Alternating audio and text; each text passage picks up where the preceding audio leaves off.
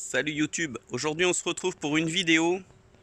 On va protéger la partie de la calandre avant avec une grille en alu pour éviter de faire des marques par des bestioles, des cailloux directement sur le condenseur de clim ou le radiateur. C'est parti. Donc voilà, aujourd'hui la vidéo ça va être comment j'installe cette grille. Donc j'ai trouvé cette grille sur Amazon. Elle fait 1 mètre par 33 cm. Donc on va démonter la calandre et on va regarder comment on peut fixer ça.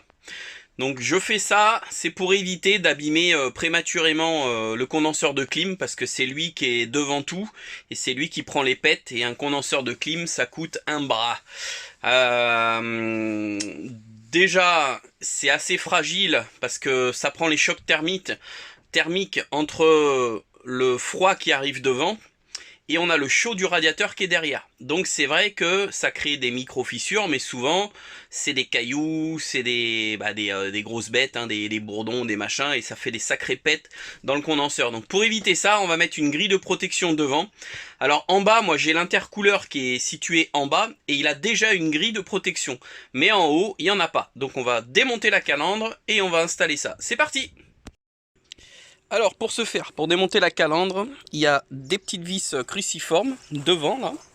Voilà, il y en a 2, 4, il y en a 5. Il y en a une sur le côté et il y en a une là-bas. Et après, va falloir la dégrafer et la faire sortir. Allez, on va chercher les outils et on démonte ça. Alors, il y a une vis ici, une là, une là, une là, une là. Et après, à ce niveau-là, derrière, il y a une vis ici. Et pareil, à ce niveau-là, derrière, il y a une vis.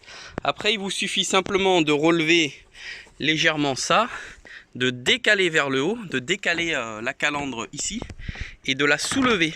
Et après, on la fait coulisser comme ça. Et voilà, on se retrouve sans la calandre. Alors, pour la grille, j'ai trouvé ça sur Amazon. J'ai dû payer ça 29 € et ça se présente comme ça. Donc c'est une grille qui fait 1 mètre de haut sur 30 et quelques de 33 de large, et c'est de l'aluminium. Voilà, donc on va la présenter et on va voir comment on peut fixer ça.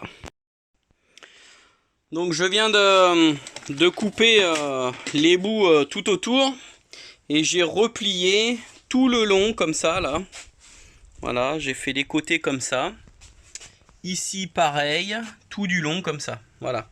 Maintenant ce qu'on va faire, c'est qu'on va mettre je vais mettre des pinces pour bien comme ça là, à ce niveau là, pour que ce soit bien nickel. Et ce qu'on va faire, ça va être tout simple. Donc je vais bien replier tout le grillage, et on va faire un gros cordon de Sika tout autour, et on va laisser sécher 24 heures. Une fois que ça se sera fait, écoutez, la grille, elle devrait plus bouger. Voilà, donc il faut savoir qu'à l'origine, c'est monté comme ça. Ils font un gros cordon de mastic, et ils incorporent la grille dans le cordon de mastic. Donc ce que je vais faire, c'est je vais bien prendre un truc pour que ça appuie bien comme ça, là, une pince. Je vais prendre tout en sandwich. Avec un marteau, je vais bien faire tout le côté, que ça fasse bien les angles partout.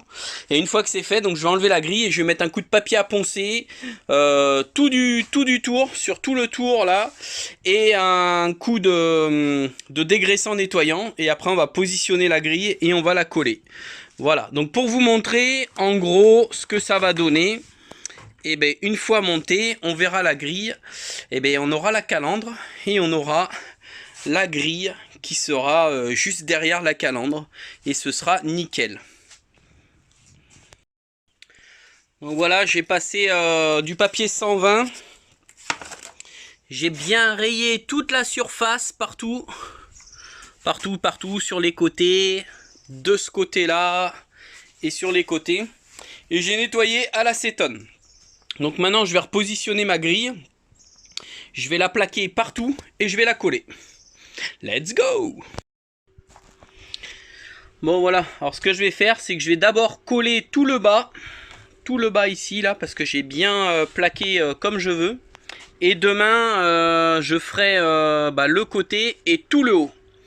On va le faire en 2 fois parce qu'il faut vraiment que ce soit super bien collé. Donc là je vais balancer du silica à l'intérieur. Là je vais voir si je peux balancer pour que ça colle en même temps ça, que ça me le tienne bien. Je vais me le mettre en appui, je vais mettre un marteau, des marteaux dessus. Voilà. Allez c'est parti, on colle ça. Bon voilà. Je suis monté un peu plus haut là, j'ai fait les points. En haut là, j'ai tout calé pour que ce soit bien, bien plaqué. Et comme ça, ce sera bien pris dans le grillage et ça bougera plus. Donc maintenant, on va attendre que le silica sèche. Alors j'ai pris du silica carrément, hein, pas fait chier, du 512, c'est de la colle. Hein. C'est ce qui sert à coller les parois, donc ça une fois que c'est collé, c'est collé. Voilà, donc du coup, on va laisser ça pour cette nuit. On va laisser ça sécher. Comme il fait chaud, demain midi ce sera sec. Et demain midi en rentrant, je finirai le côté et tout le devant là-bas. Voilà les enfants, allez c'est tout pour ce soir. Bon, on se retrouve le lendemain, j'ai tourné la calandre et je viens de finir le collage ici, sur le côté, tout ici là, hop hop hop hop hop hop hop. Et entre les machins. Donc c'est nickel. Donc là c'est bien dur. Ça bouge pas. C'est nickel. Donc écoutez, on va laisser sécher ça. Et on mettra la calandre demain en place. Allez, à demain. Donc voilà, on se retrouve. J'ai retourné la calandre. Donc ça y est, c'est sec. Hein. On est dimanche. Donc vous pouvez appuyer sur la grille, ça bouge pas. C'est nickel. Écoutez, on va aller monter ça sur la face avant et on fait la partie finale. Donc comme je vous disais, voilà ce qui se passe quand il n'y a pas de protection. Donc je vous montre, là tout en bas j'avais cette protection qui est d'origine pour protéger l'échangeur d'air du turbo. Et ici, il n'y avait pas de protection. Donc on peut remarquer qu'il y a quand même eu des sacrés impacts au niveau des ailettes, et ça veut dire que ça, cet impact là, il est susceptible de mal refroidir, hein, tout simplement. Donc ce qu'on va faire, c'est qu'on va essayer, alors c'est très très fin mais on y arrive, c'est de remettre les ailettes et de les remettre un peu plus ou moins droites. Voilà, pour que l'air puisse repasser correctement. Donc je vais faire les gros impacts qu'il y a partout, je vais les redresser et ensuite je vais pouvoir remettre la calandre. Voilà, je viens de redresser toutes les ailettes, donc là il y a plus d'impact. Alors pour ça j'ai utilisé des outils très très fins, hein, des scalpels. Et alors je vais vous montrer, je vais essayer de faire voilà, on voit que là c'est pas parfait là. Et faut s'amuser à rentrer dans les interstices et à remettre ça nickel. Donc on fait ça avec les deux scalpels. Et ça nous remet là il n'y a plus d'impact. Voilà, donc le refroidissement sera maximum. Donc pour remettre la calandre, hein, vous fermez le capot, vous la faites glisser par l'intérieur, on la met sur ces 5 tampons, et après il n'y a plus qu'à revisser les vis qui sont ici, ici, et à l'intérieur il y a 2 vis, une ici et une ici par l'intérieur. Donc je vais revisser ça et je vous montre le final. Donc voilà le final. Donc là maintenant je prendrai plus de pète au niveau du radiateur et au niveau du condenseur de clim. Donc en dessous je répète, hein, c'est d'origine pour protéger l'échangeur du turbo.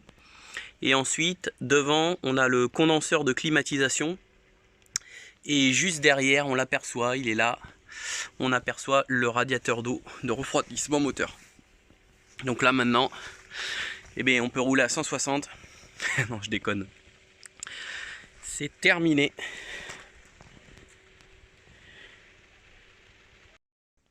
Voilà, cette vidéo se termine. Je vous ai montré comment réaliser cette protection de condenseur de clim si votre véhicule n'en est pas équipé.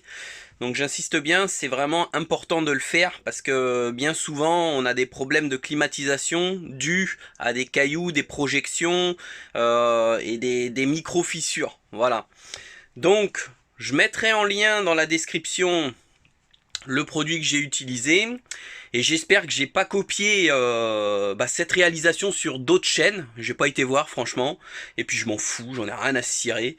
Et à moi, je vous dis à très très vite pour une prochaine vidéo. Salut YouTube!